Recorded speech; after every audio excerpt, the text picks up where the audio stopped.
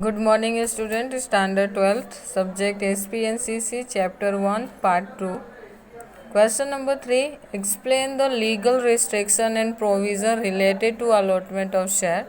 Okay जब भी हम शेयर अलॉट करने जाते हैं तो उसमें बहुत सारे रिस्ट्रिक्शंस लगा दिया जाता है सेबी की तरफ से कि आप शेयर अलॉट नहीं कर सकते हो।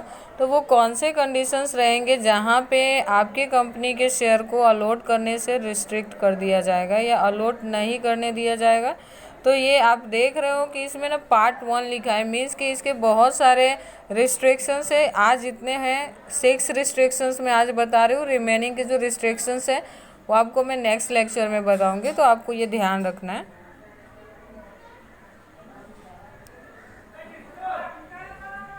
ओके, पॉइंट नंबर 1 है share can not be used at a discount. Okay, किसी भी कंडीशन में कोई भी कंपनी जो फर्स्ट टाइम शेयर इशू करने जा रही है वो कभी भी डिस्काउंट पे शेयर इशू नहीं कर सकती। आपने अकाउंट में पढ़ा होगा, सॉरी अभी तो आया नहीं है, फिर भी मैं आपको बता देती हूँ डिस्काउंट के। मान लो कि किसी भी कंपनी के शेयर की जो पर शेयर वैल्यू है वो 10 रुपीज़ है और अगर कंपनी 9 रुपीज़ में उसको इशू करती है, मीन्स कि वो डिस्काउंट पे इशू कर रही है, तो वो ऐसा नहीं कर सकती। तो आपको ये याद रखना है, पहले रिस्ट्रिक्शंस कब लगेगी, जब कोई कंपनी शेयर डिस्काउंट पे इशू करना चाहती हो। तो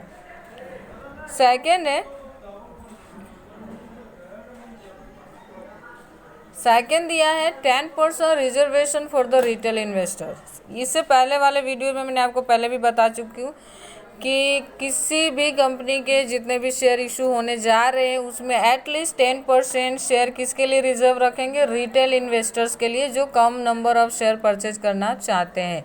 a minimum of 10% of share issued will be reserve for retail investor in a public issue. जब भी हम पब्लिक इशू करेंगे, मीन्स कि पब्लिक इशू का मतलब क्या होता है कि कॉमन लोगों को शेयर प्रोवाइड करना। तो उस सिचुएशन में हम क्या करते हैं कि जितने भी शेयर्स है, सपोज कि आप 5000 शेयर इशू करना चाहते हो तो 5000 का 10% शेयर आप ऐसे इन्वेस्टर्स को दोगे जो कि रिटेल वाले हैं, मीन्स कि 2, 4, 6, 10 ऐसे शेयर परचेज करना चाहते हैं। ओके,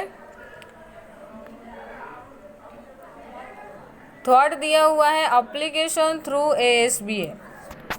कोई भी कंपनी जो एप्लीकेशन रिसीव करती है, मीन्स कि कंपनी जब मार्केट में ये एडवर्टाइज करती है कि कंपनी शेयर इशू करने जा रही है, तो इस बारे में जानकारी लोगों तक पहुंचती है, तो लोग ना उस कंपनी के शेयर परचेज करने के लिए एप्लीकेशन करते हैं, ठीक है, जिसको हम आवेदन कहते हैं। तो वो एप्लीकेशन किसके थ्रू करेंगे, तो सिर्फ ओनली ASBA प्रोसेस के थ्रू ही करेंगे। ऐसे नहीं कि जैसे मन किया वैसे कर दिया। तो ऐसे एप्लीकेशन जो बिना ASBA प्रोसेस को फॉलो किए कर रही है, ऐसे एप्लीकेशन को आपको जो शुरुआती फेज होता है उसी में कैंसिल करना रहता है, ठीक है। All types of investors have make application through ASBA process only ASBA process के थ्रू ही आप किसी भी कंपनी के शेयर के लिए एप्लीकेशन कर सकते हो। फोर्थ नंबर दिया हुआ है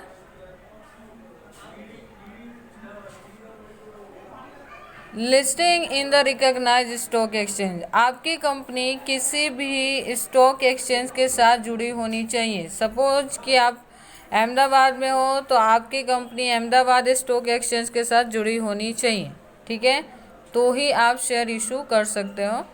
Entire process of public issue including opening of subscription, accepting application, allotment of shares and listing of shares on recognized stock exchange is to be completed with 10 days। ये सारे आप जब एंटायर प्रोसेस जो कि opening of subscription, जब से आपने subscription open किया है जब से लोग अप्लीकेशन कर सकते हैं, application accepting, allotment of share और लिस्टिंग ऑफ शेयर, ये सारे चीज़ें कितने दिन के अंदर पूरे हो जाने चाहिए, 10 दिन के अंदर। अगर 10 दिन में अगर ये चीज़ें आप पूरे नहीं करते हो तो आपके अलॉटमेंट यानी जो आप डिस्ट्रीब्यूट करना चाहते हो कंपनी का शेयर, उस पर क्या कर दिया जाएगा, रोक लगा दिया जाएगा, आप ऐसा नहीं कर पाओगे, ठीक है।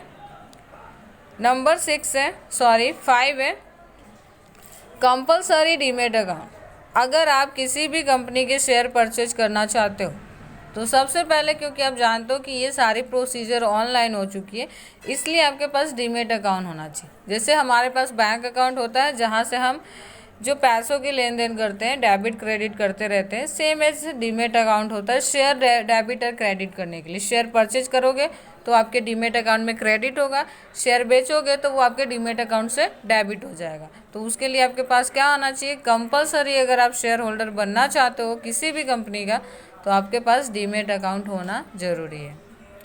6 नंबर है minimum 90% of share capital application. ये मैंने आपको 10th में भी बताया था, मिनिमम सब्सक्रिप्शन करके एक टॉपिक आती थी अगर आपको याद हो तो। उसमें ऐसा कहा गया था कि कंपनी जितनी भी शेयर इशू करना चाहती है, मान लो कि आप है ना 5000 शेयर इशू करना चाहते हो, तो 5000 शेयर के सामने आपको एटलीस्ट 90% के शेयर के सामने अप्लीकेशन मिलने चाहिए। ठीक है, अगर 90% शेयर के सामने एप्लीकेशन नहीं आती, अब 5,000 का 90% निकालोगे यानी 4,500 शेयर आएंगे। तो 4,500 शेयर के लिए लोग हमें एप्लीकेशन करें, ये ज़रूरी है। अगर उससे 1% भी कम होता है तो हम ये अलॉटमेंट नहीं कर सकते। ठीक है, आपको याद होगा अंडर राइटिंग कॉन्ट्रैक्ट करते थे हम। अंडर राइटिंग कॉन्ट्रैक्ट क्या होता था, जब हमें भरोसा नहीं होता था कि हमारे कहने पे 90% लोग अप्लीकेशन करेंगे हमारे शेयर के लिए, तो हम क्या करते थे, अंडर राइटिंग कॉन्ट्रैक्ट कर लेते थे, जिसमें अंडर राइटर्स हमारी हेल्प करते थे अप्लीकेशन दिलवाने में। और अगर जो भी मान लो कि उनके कोशिश के बावजूद भी अगर हमें 90% शेयर पे अप्लीकेशन नहीं मिलता था तो जो रिमेनिंग शेयर होते थे वो लोग खुद परचेज करते थे, याद हो तो। ठीक है, ओके, ये 7 नंबर का पॉइंट है, लिखा 6 है। Following provision of SEBI. अब सेबी के कुछ गाइडलाइंस होते हैं, रूल्स एंड रेगुलेशंस होते हैं। अब आप उनके साथ काम करने जा रहे हो तो सिंपल सी बात है कि आपको उनके रूल्स एंड रेगुलेशन के हिसाब से काम करना पड़ेगा। Company is required to issue share through book building process. SEBI की जो बुक बिल्डिंग है मीन्स की रूल्स एंड रेगुलेशन का जो